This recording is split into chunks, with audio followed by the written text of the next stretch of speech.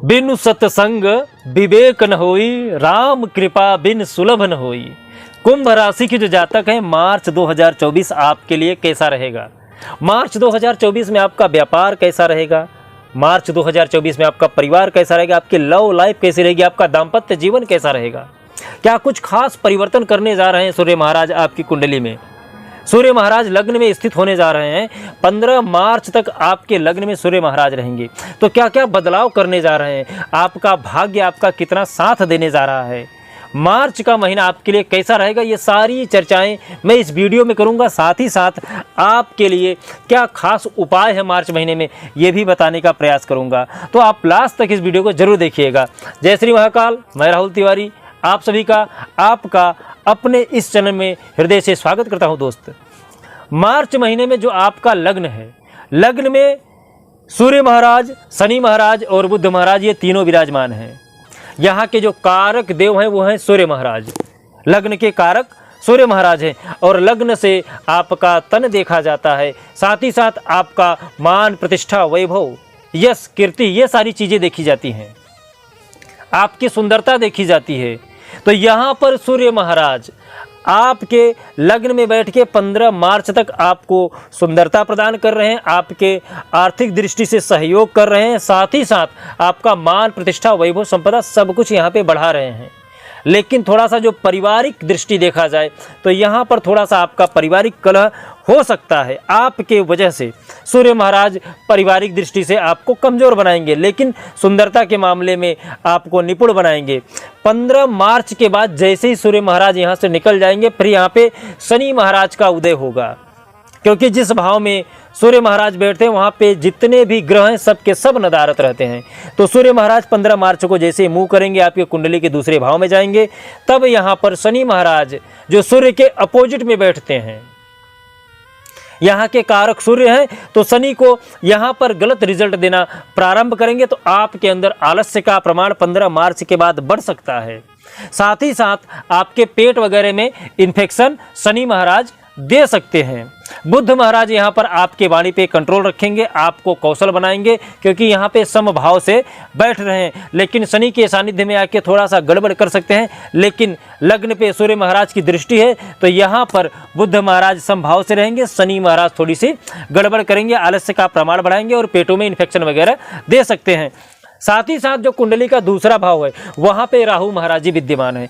15 मार्च तक राहु रहेंगे, क्योंकि 15 मार्च के बाद ही यहाँ पर सूर्य महाराज आ रहे हैं। 15 मार्च तक राहु आपको गलत परिणाम देगा। क्यों? क्योंकि यहाँ के जो कारक देव हैं वो है गुरु महाराज। गुरु महाराज राहु महाराज में बनता नहीं है। तो यहाँ पर राहु महाराज आपके परिवार को लेके थोड़ा सा तकलीफ दे सकते हैं। साथ ही साथ आप यदि कहीं पे पैसा इन्वेस्ट करने जा रहे हो तो थोड़ा सा सतर्क हो जाइएगा, क्योंकि ये आपको गलत भाव में आपका पैसा इन्वेस्ट करा सकते हैं। जो भी आपको पैसा इन्वेस्ट करना होगा वो आप 15 मार्च के बाद कहीं पे इन्वेस्ट करिएगा। यदि आप कहीं नौकरी करते हो तो यहाँ पर केतु महाराज जो कुंडली के अष्टम भाव में बैठे हैं वो आपको गलत रिजल्ट दे सकते हैं। तो आपके कुंडली में राहु और केतु ये दोनों को शांत करना बहुत ही जरूरी है। 15 मार्च तक कुंडली का जो तीसरा भाव है, तीसरा भाव ये आपका साहस का होता है। यहाँ के जो कारक हैं वो मंगल महाराज हैं।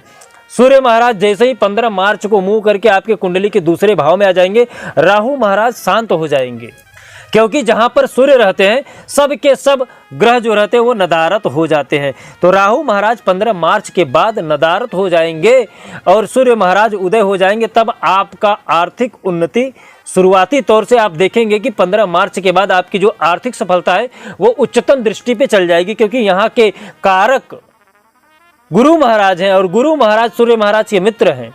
तो अचानक आपको धन की प्राप्ति हो सकती है। आप जिस भाव में इन्वेस्ट करना चाहते हो 15 मार्च के बाद आप इन्वेस्ट करिएगा। साथ ही साथ जो गुरु महाराज आपके भाग्य के ऊपर नजर रख रहे हैं तो यहाँ पर आपका भाग्य भी प्रबल होगा। कुंडली का जो तीसरा भाव है मंगल महाराज का, वहाँ पे गुरु महाराज बैठे हुए हैं। गुरु महाराज यहाँ पर आपके साहस में वृद्धि करेंगे, साथ ही साथ आपका जो भाग्य है उसमें भी 4 चांद लगा रहे हैं। आपकी शिक्षा दीक्षा में वृद्धि करने जा रहे हैं। 15 मार्च के बाद सूर्य की दृष्टि जैसे ही पड़ेगी, आपको सरकारी नौकरी में, सरकारी कामकाज में थोड़ी सी सफलता आपको मिलती हुई दिखेगी ही दिखेगी। नौकरी पेशा करने वाले जो लोग हैं उनको थोड़ा सा समस्या मार्च के महीने में हो सकता है। कुंभ राशि के जो जातक हैं, मार्च के महीने में नौकरी करने वालों के लिए थोड़ा सा तकलीफ होगा। बिजनेस व्यापार में आपकी बढ़ोतरी होगी, लेकिन नौकरी, क्योंकि शनि महाराज यहाँ पे गलत दृष्टि से देखेंगे, लग्न में बैठे हुए हैं। शनि महाराज नौकरी के लिए सबसे उत्तम माने जाते हैं, तो इसलिए शनि और शुक्र ये दोनों आपके नौकरी के लिए थोड़ा सा डैमेज करने जा रहे हैं। मंगल महाराज ये आपके कुंडली के द्वादश भाव में बैठे हैं, जहाँ पे शुक्र महाराज भी साथ साथ विद्यमान है। यहाँ पर मंगल महाराज आपके खर्चों में वृद्धि करेंगे, क्योंकि यहाँ के जो कारक देव हैं वो राहु महाराज है, लेकिन लग्न में सूर्य महाराज है, दूसरे भाव में सूर्य महाराज है। तो जो भी आपका पैसा खर्चा होगा वो धर्म में होगा, उससे आपका मान प्रतिष्ठा सब बढ़ेगा। तो मंगल महाराज आपके साहस में वृद्धि करेंगे, खर्चे भी बढ़ाएंगे, लेकिन आपका जो मान प्रतिष्ठा होगा वो कहीं पे भी धूमिल नहीं होगा। लेकिन आपके कुंडली में राहु, केतु और शनि ये तीनों गलत भाव में बैठे हुए हैं, गलत दृष्टि से बैठे हुए हैं। तो राहु, केतु और शनि को शांत करना आपके लिए बहुत ही जरूरी है। तो राहु, केतु को शांत करने के लिए, शनि को मजबूत करने के लिए क्या उपाय करें? राहु केतु को आप शांत करने के लिए एक मोर पंख आप किसी मंदिर में दान कर सकते हो। साथ ही साथ उसे आप अपने घर में लाके मंदिर में रख के उसकी पूजा कर सकते हो। साथ ही साथ गणेश भगवान को यदि आप दुर्वा चढ़ाते हो, इससे राहु केतु दोनों शांत हो जाएंगे। मंगलवार को आपको ये काम करना होगा। साथ ही साथ शनि महाराज को मजबूत करने के लिए आप उनका जो सबसे प्यारा मंत्र है ओम शं शनिश्चराय नमः, इस मंत्र का जाप कर सकते हो।